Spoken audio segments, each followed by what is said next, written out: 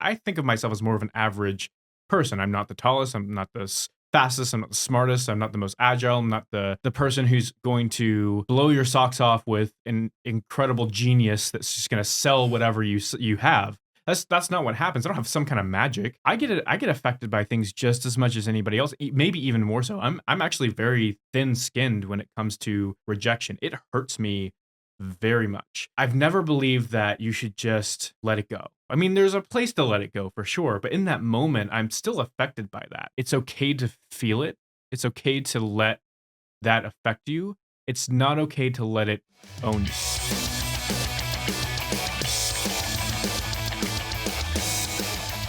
Welcome back to the Sales Gravy podcast. I'm Christina, content marketing specialist here at Sales Gravy.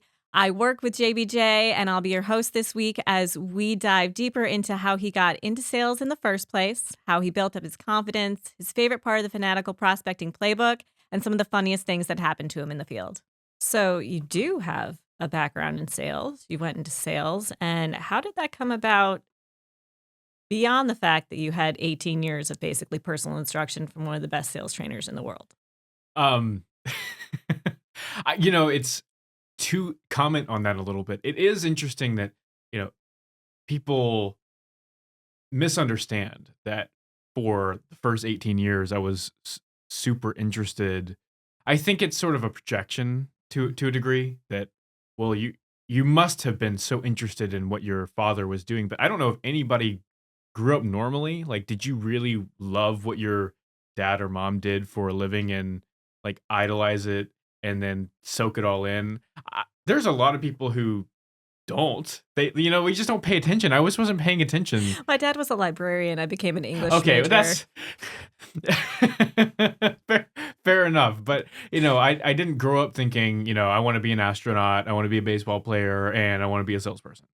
It's just not where my head was at, and I wasn't paying attention a ton. Now, when I turned 16, I then had to make cold calls, which is the hardest part of selling. Right? It's not the easiest route to go through sales. If you get an inbound lead, that's easy because you're having a conversation with somebody. It's already made to be that way, but you have to go pound your head against the concrete over and over and over again. And essentially, what I started off doing was testing out messaging.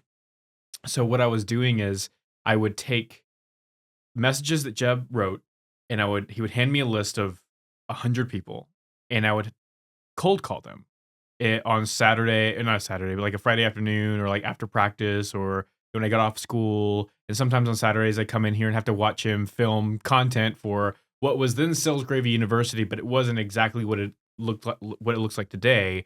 And I would have to come film him. So there's a lot of videos that are still on Sales Gravy University where he was talking to a camera, but I was standing right beside the camera where the iPad was and just manually scrolling the script so that he could read it.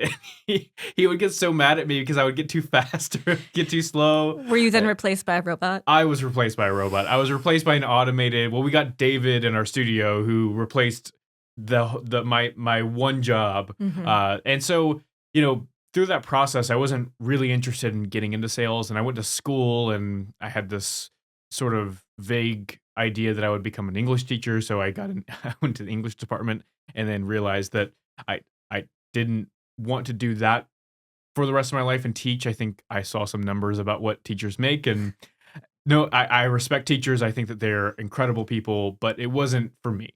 And then I went to the communications department because I'm going to be a journalist, a sports journalist, no less.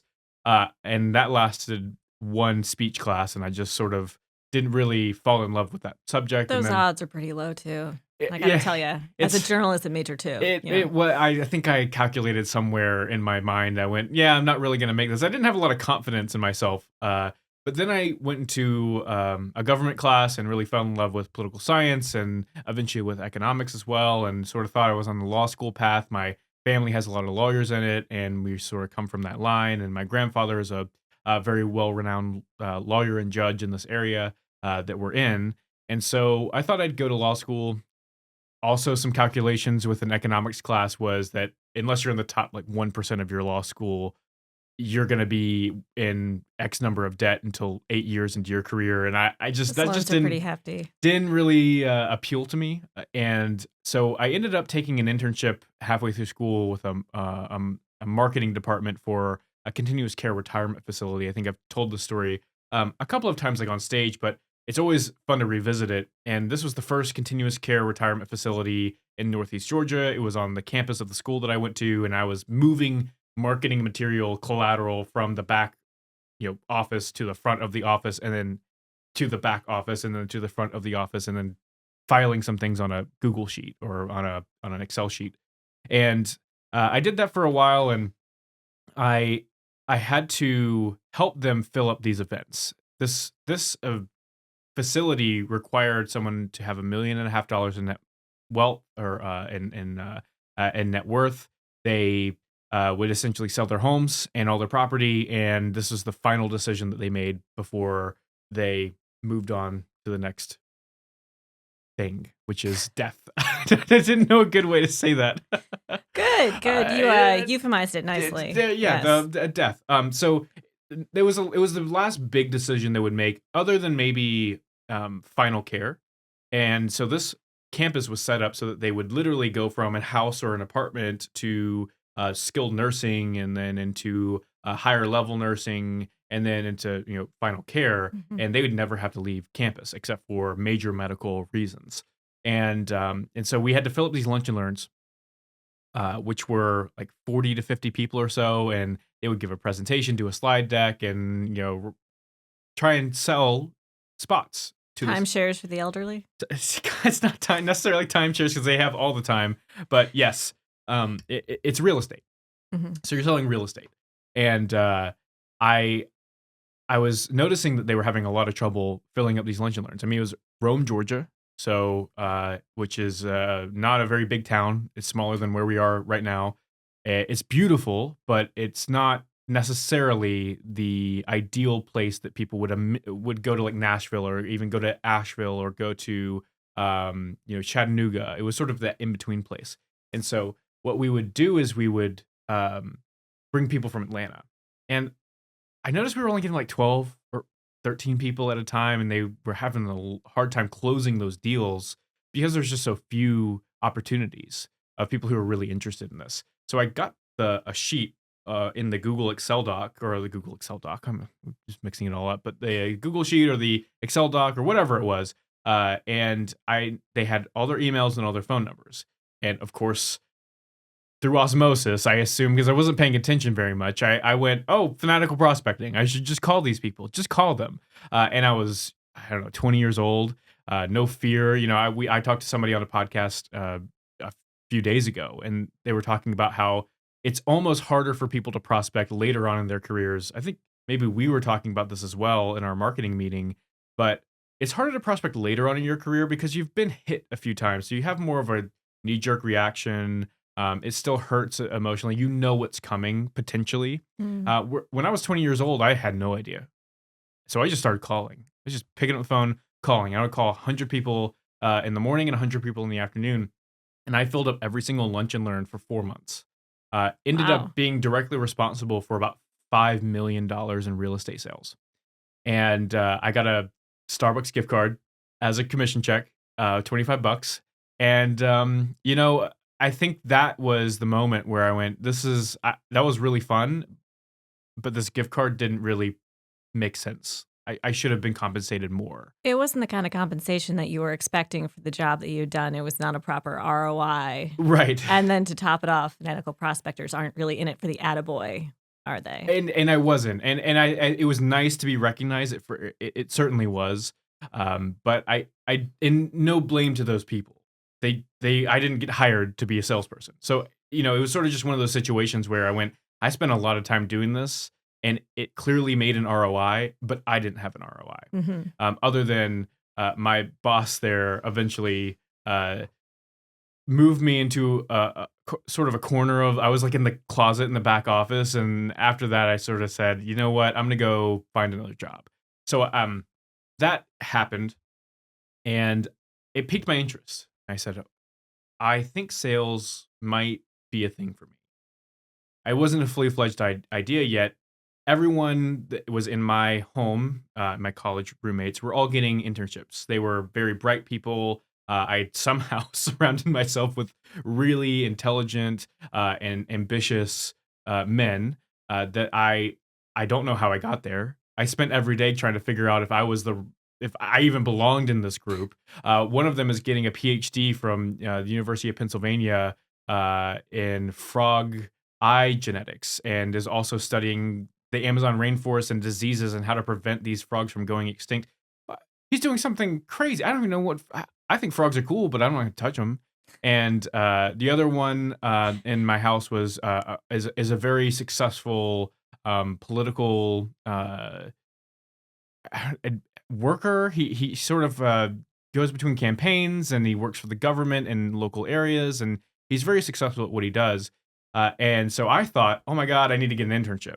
And the only internships that I really knew that I could potentially get were business internships. That's just what I knew. Yeah. And so I tried to get a marketing internship with Raceway, and it didn't really go as well as I thought it would. And I applied to a few different places, but I applied to this company that sold high end human resource technology, and payroll technology, and it was a sales internship where I'd have to go to Atlanta and be there for 10 weeks and spend my whole summer doing sales things. And it was sort of one of those last internships I was applying for, but they were really professional, very helpful. The recruiter was awesome, and I I sort of fell into it.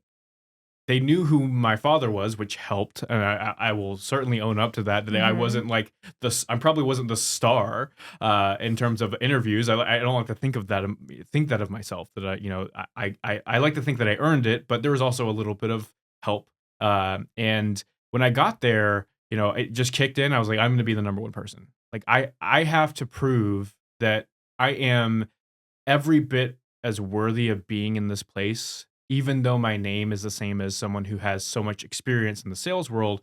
you know, I'm still junior. I share his name. So I had to Hmm. prove to both myself and to these people, I thought, that I belonged. And I spent 10 weeks busting my butt. Like I was up at 5 o'clock in the morning. And what I would do is I would have objections, and I would actually listen to Mike Weinberg's book as well.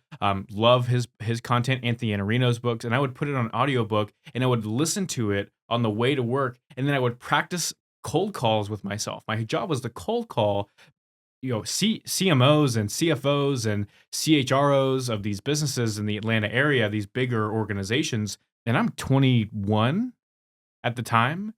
I don't know anything about how payroll and HR works. I was barely paying attention in college. I was just doing my best to get there.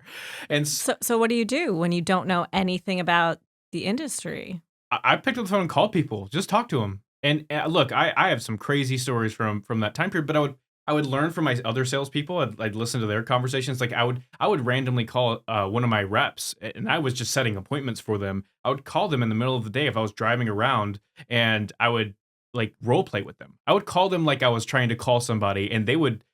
Sometimes it went well, sometimes it didn't go well, but they would have to play along with me, and it helped them practice. But it really helped me practice because they would give me feedback on, no, I didn't like that, no, I didn't like this, that was stupid, why would you say that? And I would stumble through things, but it kept me in the game. So I spent all day being in the game so I could learn it. But I called this one guy. This is in the second week I was in this internship, and he was this chief financial officer of this like an industrial kind of organization. I can't exactly remember what they did now, but um, I called him up and I said, "Hey, this is Jeb Blount at XYZ. The reason I'm calling, I had fanatical prospecting script. The reason I'm calling is to set an appointment with you because I work with companies like yours to increase employee engagement and drive more revenue that increases your bottom line." And he said, How do you increase the bottom line?" That's a question he asked me. He said, "How do you increase the bottom line?" I went, I don't know, sir." And I just chose in that moment, Just flagrant I honesty. just chose truth because I Hmm. didn't want to have to like figure out what I was going to say. And I did. I spent a moment. I thought, how do I answer this?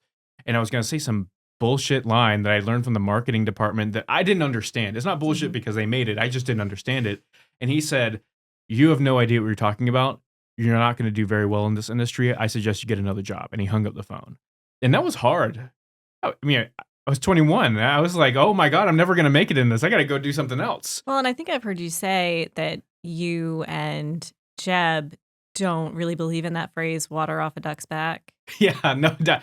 I've never believed that. I don't believe that if you are in sales, and there are people who are like this, and it's totally understandable. Like they have a different mindset than I have, but I think of myself as more of an average person. I'm not the tallest. I'm not the fastest. I'm not the smartest. I'm not the most agile. I'm not the person who's going to blow your socks off with an incredible genius that's just going to sell whatever you have. That's not what happens. I don't have some kind of magic.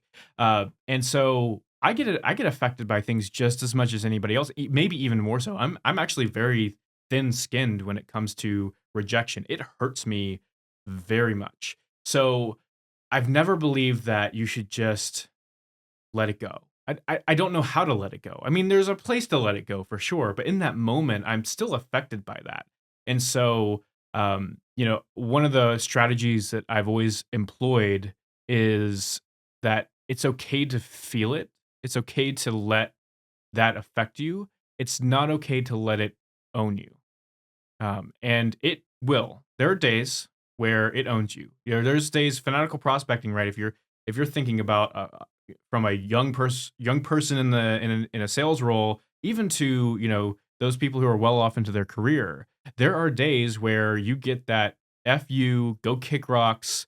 I never want to talk to you again. Go find another Go find industry. another job. You're Mhm. not going to be good at this, and you don't know how to answer the question. You're just not sharp enough in that moment, and it makes you really question your own confidence and your own ability to get there, and it's tough. But don't let it own you. Um, and the way that I don't let things own me is that sometimes I just have to talk through it. Sometimes I have to go to someone like you in the office and say, "Look, am I crazy?" Or like, "Let me just talk. What this is what happened to me," because everyone else has some experience with that, and l- I let it get out of my head. Mhm. If I keep it in here and hold that resentment, it just eats me alive. And so sometimes I just have to get rid of it. But yeah, he told me that, and it sometimes it lights a fire. And that guy, he lit a fire, unfortunately for him. And couldn't I couldn't let that be the last thing these sales reps saw in the office. I mean, these were people who were at the time they were like 27 to 35, and now I'm 27. But when I was in my internship, I thought they were gods. Like I thought, how do you even get to this place? How do you make this much money? How do you talk to these people with such intelligence? And they were looking at me after that phone call hung up, and you could see like the fear on my face, like the white sheet that I had become.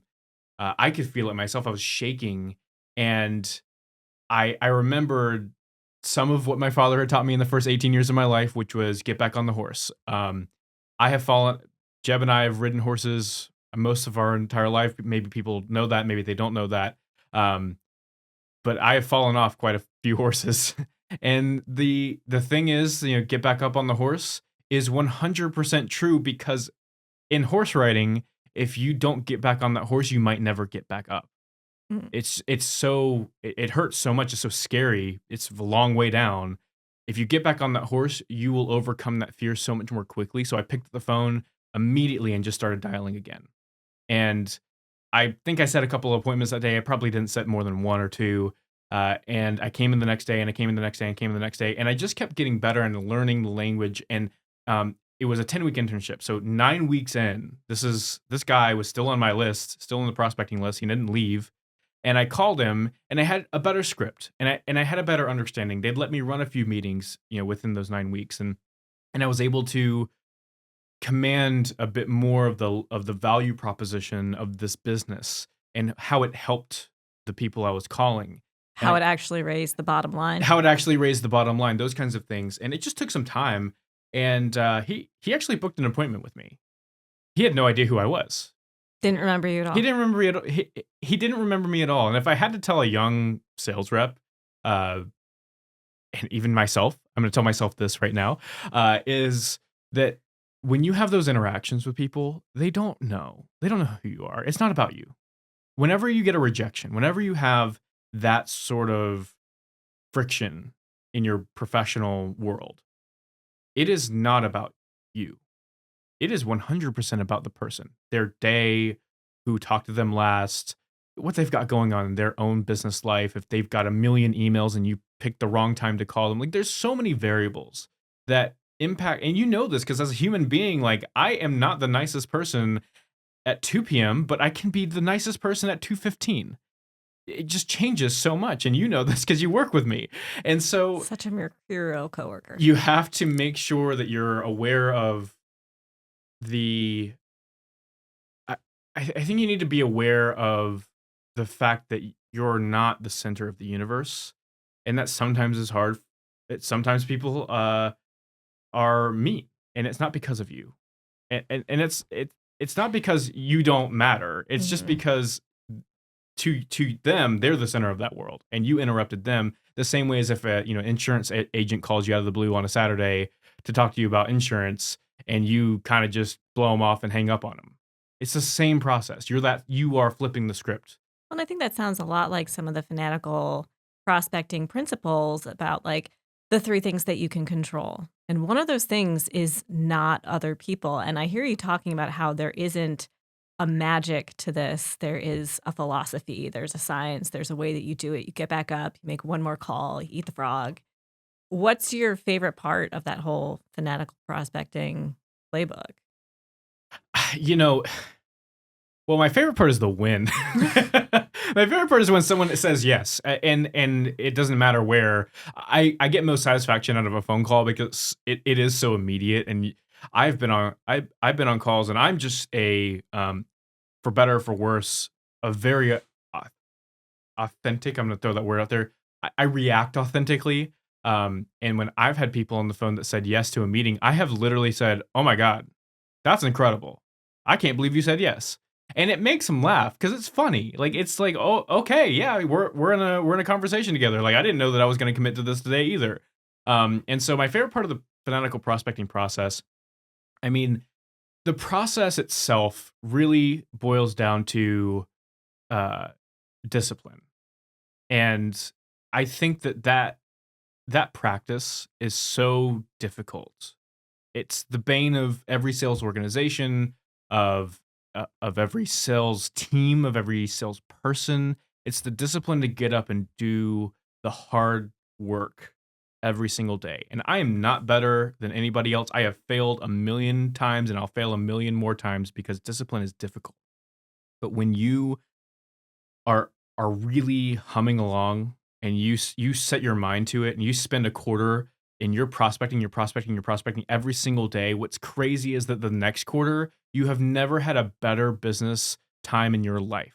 You will sell more stuff than you have ever sold before, and you know it's because of the work that you did, and not because, a bluebird flew in the window. You got some sales gravy, you got the inbound lead, Absolutely. um, It's that grind, that effort that you put in beforehand. and then the Yeah. satisfaction pays off. Exactly. You reap what you sow, right? I think of it as like, I'm an instant gratification person because from an instant gratification generation, and we've had everything at our fingertips. And I luckily have grown up in a world where I watched the internet become what it has become, but I liken the process of discipline to like mowing the grass every single week.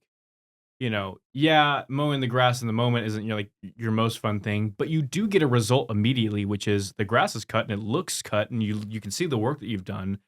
But the payoff is that people look at your home and your yard, and they go, "Wow, they take care of their things." And when you're a sales rep and you do the work every single day, other people look at you and go, "Wow, they really take care of it. They really get after it, and they know what to do." Even if you're just making shit up. Like, if you're just like if you don't even run a sales process but you prospect every single day, you're going to get lucky in your sales, and people are going to think that you know what you're doing. And that is such a status on a sales team.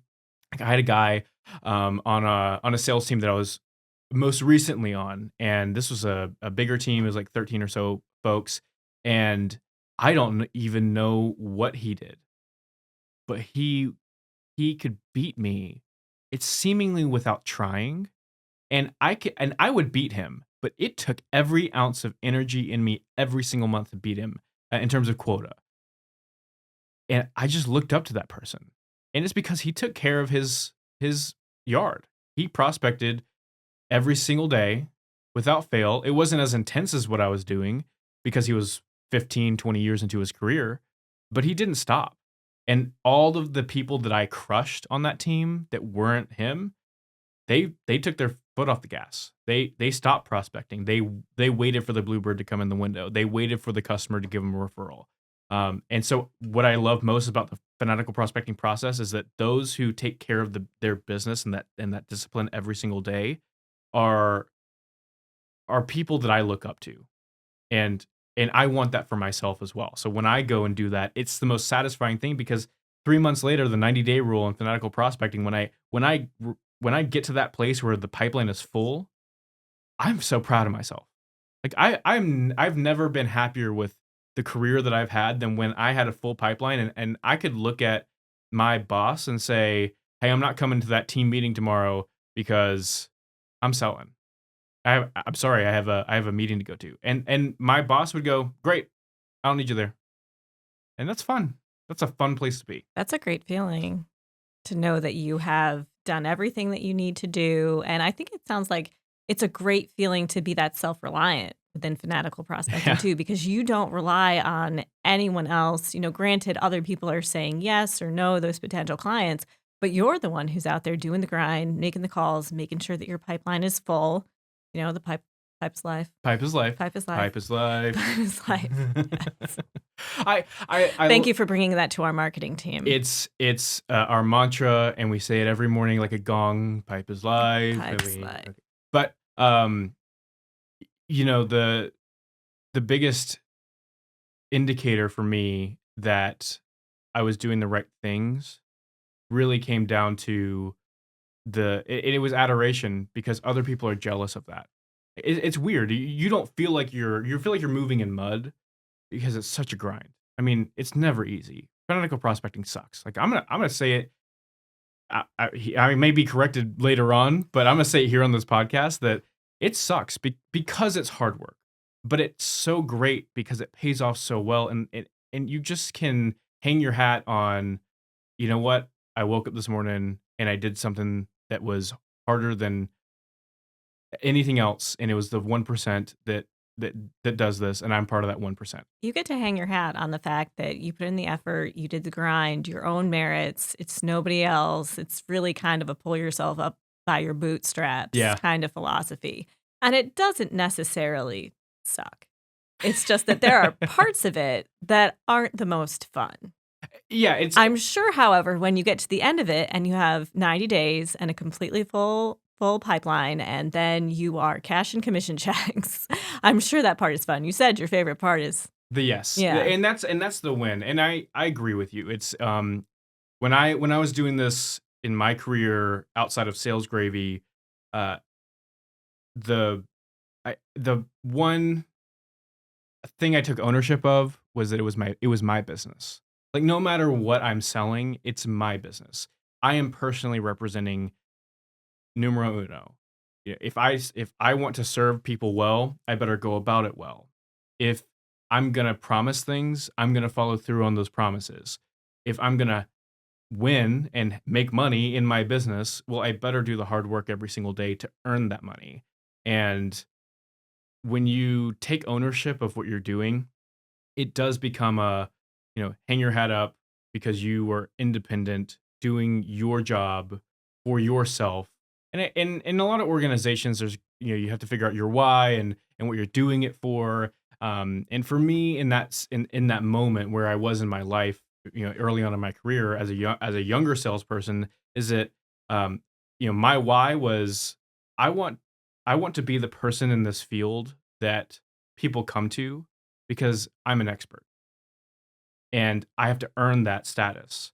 So I'm going to own my business, even if I'm selling for somebody else. So that was a mindset that you're looking at three things you can control, which is your mind, your actions, your reactions, and your mindset. That was my mindset. Now the actions and the reactions. Actions are get up every day, get in your truck, get in your car, go talk to people, get on the phone, send emails, sequence, video messages, all of the things we talk about in fanatical prospecting, and then the reactions we talked about, the ability to reset yourself and not let other people's reactions dictate your actions. Yeah, which makes a lot of sense and is definitely going to propel you forward if you're not getting completely knocked out of the game every single time someone says no, or if you can learn from that failure and move on. But where does the initial confidence come for you? You know, we had Tony Morris on the podcast a couple weeks ago, and he was talking about where confidence comes from for some salespeople, and some people just have it from the beginning, but some of them have to build it. You know, where does yours come from? I don't know if I've ever thought about this. It's an interesting question where it comes from. I feel like born with it, but that's not necessarily the right answer. I think that it's hard to remember exactly where it comes from. So if we dive into that a little bit, one, there's false confidence, and that's where it starts. And that's where it started for me is, coming out of college, getting that internship, and just saying, you know what, I'm gonna kind of fake it till I make it. And there's a lot of pitfalls to faking it till you make it, like the guy who said you don't know what you're talking about, and I immediately did not know what I was talking about. But I put myself in situations that I was really uncomfortable and just had to say to myself, I'm going to do it, whatever that is. And I would be uncomfortable. I would be nervous, but it didn't override my confidence that something good was going to happen. Mhm. And I, I'm not a positive person by nature. Like, I'm a very pessimistic person. I am skeptical. I'm a discerner. I'm the person. If you come to me with an idea for whatever reason, my whole demeanor is, how is this not going to work? Not how is this going to work? But when I was trying to gun for a place to be, like, just to have a seat at the table, with all of these people that knew my family and knew our business, and thought maybe I was going to be this next prodigy. I didn't have confidence in that whole narrative. Like, that just wasn't something that I believed in. But what I believed in is that I deserved a seat at the table and the ability to try. So that started with the confidence, and then you know, uh, where I've gained confidence is real confidence is in the doing. That if you do the things that we're talking about on this podcast and at Sales Gravy and with so many other trainers that we respect around the world, if you follow their footsteps, what you find is that you are 100% capable of doing everything that they say. It feels like they're Goliaths, right? That Jeb Blount is just some crazy guy who had the most persistence of anyone who's ever existed and has done things that, nobody else can do. And there is some truth to that, but only because he did it, not because he was the most special, right? You don't have to be the most gifted person to have confidence. All you have to do is sit down with the discipline and say, I'm going to do these things. And what you'll find out in most cases is that you can be successful, whether that's 15% successful or 90% successful. But some of that's not you. Some of that's just luck. But you're gonna find success somewhere. And what I found in the doing is that, you know what, I can make those calls. I can run a sales meeting. That was a big one for me. Like, I ran a Mhm. sales meeting for the first time when I was 21 years old for a Fortune 500 company with another Fortune 500 company with buyers. I didn't win the deal, but I ran it and no one died and the world didn't blow up. And their That's a cars good point. cars in the parking lot still had tires on them, and like the rapture didn't happen. And I was shaking going into this meeting. I couldn't believe that I was even doing it. And afterwards, I was so much more calm than I thought I was going to be. And that's where real confidence comes from. And I've lost confidence in the interim. Mhm. I've definitely been put in positions where everything that I was confident in wasn't working anymore, and that was a tough place. But again, it just comes back to the doing. Change what you're doing. If we love the 100% of the shots that if you don't you miss 100% of the shots you don't take, and that's Wayne Gretzky and Michael Scott if you're interested in The Office.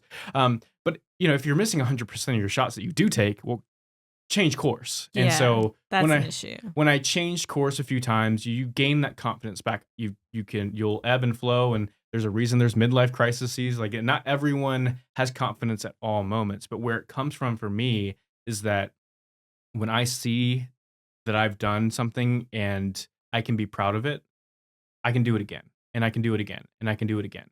And it may not be, I'm not arrogant about it. I just know that I can.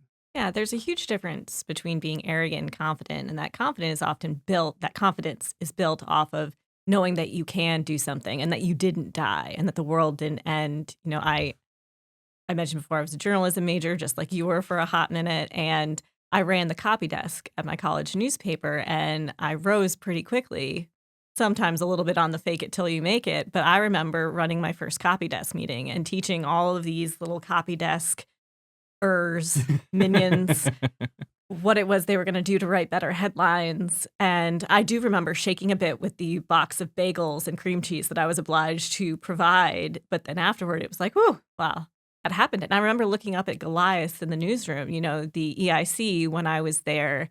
I remember her name. I remember how she ran meetings. And then by the time I was gone, like I'd done that, Yeah.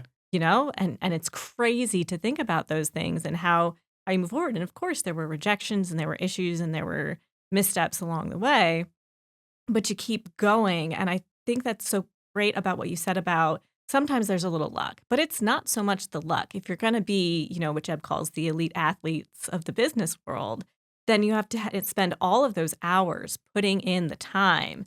And that's something that, you don't always see. You're just like, wow, that person is so gifted. It's so amazing. Yeah. But it's not that they're gifted. You didn't see the fact that they eat, sleep, and breathe whatever it is that they're doing. Yeah. It's always the top of the mountain that you see. You always see someone at their peak because that's where they're going to be seen. You're not going to see them at the base of the mountain, putting on their hiking boots and lacing them up and having to climb over a waterfall and all the falls that happen along the way and having to start over and realizing they're on the wrong mountain and having to go back to another. All of those things are a part of your journey. So yeah, being a part of a company and a world where I have great connections to some of the Goliaths in this very specific industry. They all have written books and they've all have multiple books and they all have all these speaking and keynote engagements with the biggest companies in the world. And it's so hard for me to sometimes remember that they were once 25 and 27 and 32 and 37 and 40 and 45. And Jeb used to take I don't know if he'd like me saying this, but he used to take keynotes when I was a kid. If they paid him anything, he would just go because he wanted to get himself in front of people. And now he is one of the most well-respected speakers in the world. You don't see that first part. No one's going to talk about that first part because it's not as fun. It's not as sexy. It's not as interesting. It's not as glamorous. So where confidence comes from for me, back to that point, is that, it does wane. And I will admit that there are days and weeks and months and parts of years where I can't even think that I'm going to move forward from something. But there's also moments like now where I can clearly see I was being built. I was being molded. I was learning. I had to face something to get to where I am today. And it's going to happen more and more and more. And confidence comes from, I know that I can do because I've done it before and I'll do it again. And the other part of this is that I know I'm going to fall again and I'm going to survive. Those two things, I think, are where I draw the level of confidence that I think I might have, which doesn't sound very confident that I said that, but I believe I'm a confident person. And I also like to make sure that I kind of tamper myself to a degree. I have been arrogant before, and that's a very different ballpark. That's a very different beast. Yeah, and people And are it's not going to drawn hold to you that. back in sales. It's going to hold you back in sales. It's going to lose sales for you. Absolutely. And you built this confidence then, but when you first came in and you were newer in sales, you're still newer in sales than some of these Goliaths that you're talking about, that we learn so much from every day. What did you have maybe over them though? Like, what do new salespeople have that those Goliaths don't? There, and this is, not even Goliath, just if you're in a business that has a sales team, there's likely an old crusty like my dad who has been there for 20 years or 30 years, and that they have just a comfort level that you can't have when you're early on in your career. It's just impossible because they've spent that time. Again, they're on top of that mountain that you haven't seen them build because they've been in sales for longer than you've been alive. I know so many of my mentors who have been in sales longer than I have literally been alive.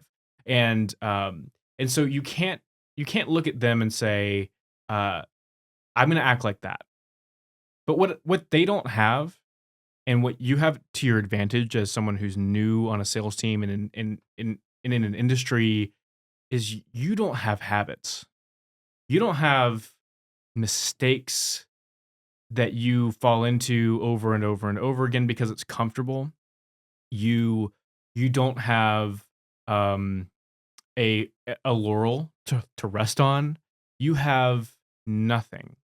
And that nothing, like when I was at this organization and they brought me in as an intern, and I had nothing, that's the fire that will allow you to pivot, learn, accumulate knowledge, become a sponge, say stupid things to the wrong people, and it doesn't matter because you're learning. And Mhm. so when you don't have those habits, you can build the right ones.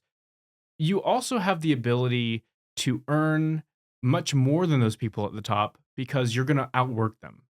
And out when you're young, you have energy. I have energy. I can get up and I can work for 15, 20 hours. Well, you had 2 energy drinks. I had 2 energy drinks. I love that part of this stage of life that I'm in, that I have never-ending ideas. I've never-ending curiosity to figure out if I can make something work. And when I was in my very early part of my career, my gestational part of my sales career, it was, I would go talk to people who in the business. I would go talk to the director of sales or the VP of sales who wasn't even in the same state, who had no idea there's 500 sellers in this organization. They have no reason to know who I am, and I'm an intern. And I would send them a LinkedIn message and just say, "Hey, do you think you could help me with this?" Because I didn't know any better. Like, I didn't have the limitations and the constraints of, the corporate world and what you're supposed to do and what you're not supposed to do, and I would just break stuff.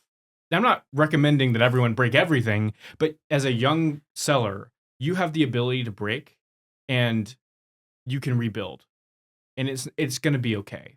If you are in your 30-year career, you have, and I'm not going to speak for them, but I imagine that you just have more to lose. You have, maybe a family, you have a bigger family, you have lots more to think about. As I get older, and with my kids and my family, and as it's growing, it is becoming harder to be the guy who, and personally for me, I'm the guy, but for be the person who walks into a room and just doesn't give a flip and says what's on my mind, because I have a lot more to think about than when I did when I was in my earlier part of my career. But man, back then, that's what the advantage that I had. That whole world was mine, and I could make it whatever I wanted it to be. And there were no holds barred. Like, I did not I didn't allow myself to conform too early, Mhm. because I knew somehow innately, and I'm not the most intelligent human being, but I knew innately that I had a unique opportunity to just try things that they'd never tried before and make it work for myself and prove that it was going to work. And I think I tried 25 things and 25 of them failed, but I could. Do you feel like you get to break things a little bit now since you still sell? Mhm. You have a podcast where you fill in for Jeb when he's not here, but you're on a lot. Mm. And now you have like some different roles within the Sales Gravy organization.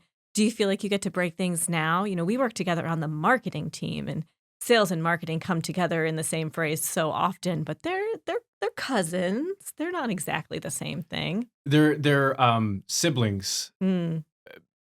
They're like twins, but they're not. what do you? They're not identical twins. No, definitely They're not. They're fraternal fraternal twins, twins. and they fight a lot. Um, they love each other, I think. Well, at least I hope the sales team loves It's a us. symbiotic relationship. I It's really think. we're really manifesting that it's a symbiotic relationship. At the end of the day, we've blamed them for something. They've blamed us for something. We're gonna have to get Brooke on to counter this. Give her space. Do I feel like I get to break things? I and think rebuild them. I think it's important that, if we're talking about sales gravy in particular, what's interesting about the sales world is that there aren't a lot of options for businesses to choose that are between and just someone who has a business. And I mean, not just someone. It's incredible that they do what they do and they have their, their trainings and their book and what they do, but they're their own person, not a business. And it's more of it's a less scalable opportunity for them and the big corporate training giants, right? So they have lots of structure and big teams and they work with the biggest companies in the world, but there's so many organizations in the world that need an option that's scalable, that allows them to train consistently, and the person who has one thing going on, they can do what, 15, 20 events in a year feasibly, Mhm. without overrunning their entire schedule and not being able to do anything that they do. Uh, and so Sales Gravy is in a unique position where we have scalability. We have several trainers, but we're also not a franchise. So we have straight from the horse's mouth. Everything that we do is from a tried and true expert whose content has stood the test of time, and has worked for every organization that we've worked with in terms of Fortune 500 to literally a solopreneur. Those things still apply, and we have the ability to go out to them and say, look, we have services that fit your world rather than trying to fit you into our services. And so when I get to break things, it's because we're maturing as an organization. We're becoming more directed. We have targets. We have we're honing in on our best customers. And we're also developing into an organization that has longevity, like serious longevity. I mean, we've been in business for 20 years and it's incredible. 20 years is It's 2 decades. It's it's a very long it's time. a very long time for a small business. And we It's are like 2/3 of your life. we're a small business. We're an 18-year-old startup. And now we're looking at, okay, how do we become a 50-year organization or a Mhm. 70-year organization or a 100-year organization? And so, yes, right now we had an amazing foundation, and you and I have got a jackhammer, and but at the same time we're like building right behind it. So it's kind of a back and forth. I don't think It that reminds me of those really quick builders in cartoons, yeah, tearing exactly. down and replacing at exactly the same time. I don't think I get to break things like I did in my sales world. And in the sales world, it is a lot easier to break because, especially in our business, nothing in here unless it's nailed down we're married to. Unless it's nailed down, we can sell it. And so, we're able to create something specific for an organization. We have that capability. And that's a fun place to kind of break things because, we have conventions about how we deliver, but sometimes it just makes sense to break a little bit. In our world that I'm living in more now, breaking things um, it's a bit more risky, but it's also more uh more strategic. So my one of my We usually um have a conversation we should before we have a break conversation, things. but one of my weaknesses is patience. A very little patience, not in like a mean way. I just don't like to wait for things, so I just sort of do things, and it's not very planned out. And as a seller, one of the things that I really struggled with was I would say yes to everything. I was very eager, and Jeb has coached me several times on this, and the eagerness as a younger professional and a younger sales professional to serve any way that I could, and I would say yes to everything. And that got me in a lot of trouble. So that was a lot of breaking that I was doing in sales, was saying yes to too many things that I couldn't follow up on. And now that I've learned that, one of the challenges with breaking things as a sales professional as you get a little bit older is you want to hold a fine line where you say, yes, we can do this and kind of make it up. Now, depending on the business you're in, but in a small business like this, you can say yes and make it up. But you have to be aware that you might have a tough conversation in the future. Um, and when you put yourself in that position, the mature salesperson says to a customer, like, look, this sounds like your explicit challenge. Do you agree? I want to solve this for you, and I believe I have a solution. I need to make sure that when I present it to you, it does in fact make sense. Are you okay if I go back to my team and come up with a plan and then present it to you? If for any reason I feel like this isn't the right fit, I will be the first one to let you know. And that is what I had to learn after 7 years of going, yeah, we could do that. Yes, that's that. Yeah, we can absolutely do that.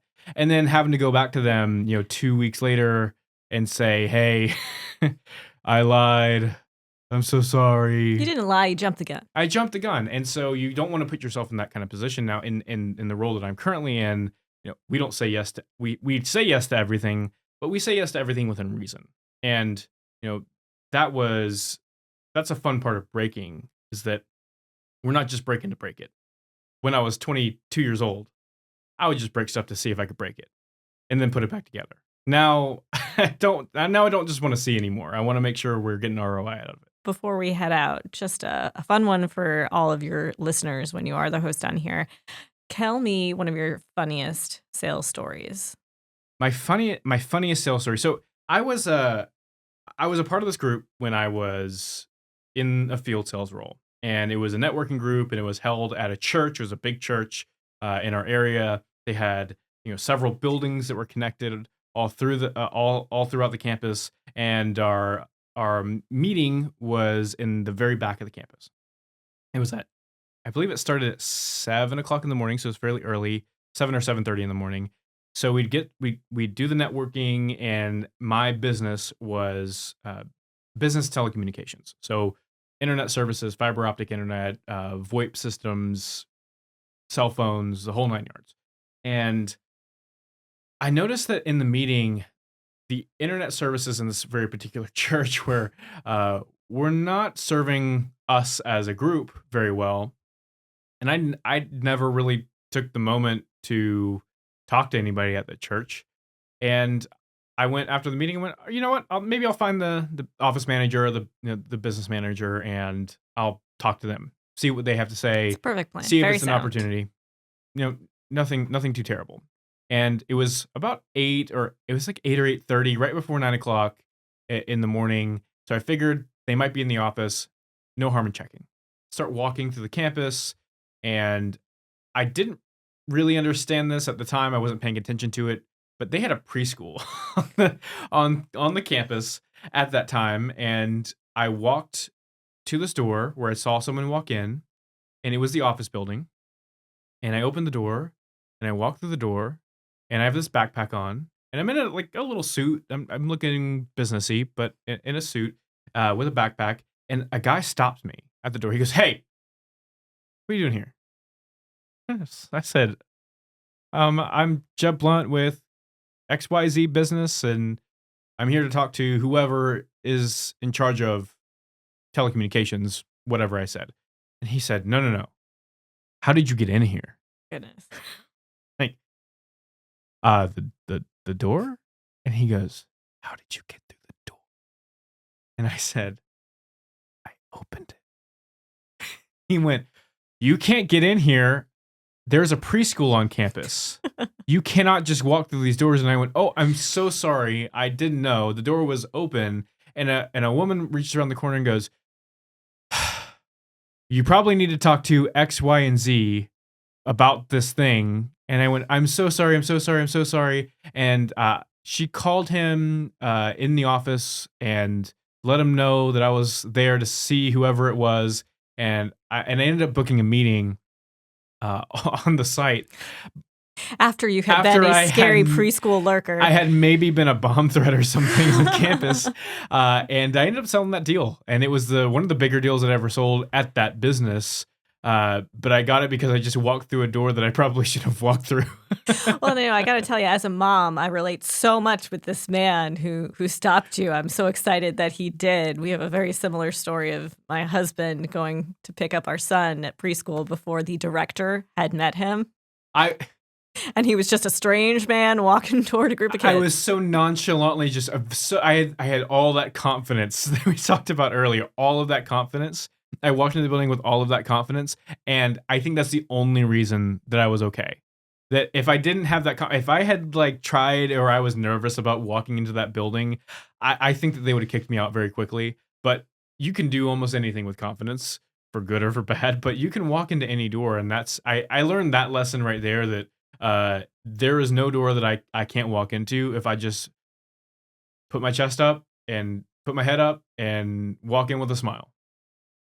They'll kick you out. I walk out with a smile, but I'm going to walk in that door. Whatever you do, keep that smile on, right? Yeah, exactly. Well, JBJ, thank you so much for being on the podcast today instead of behind this microphone. Really appreciated it. It's my pleasure. Thank you so much for having me.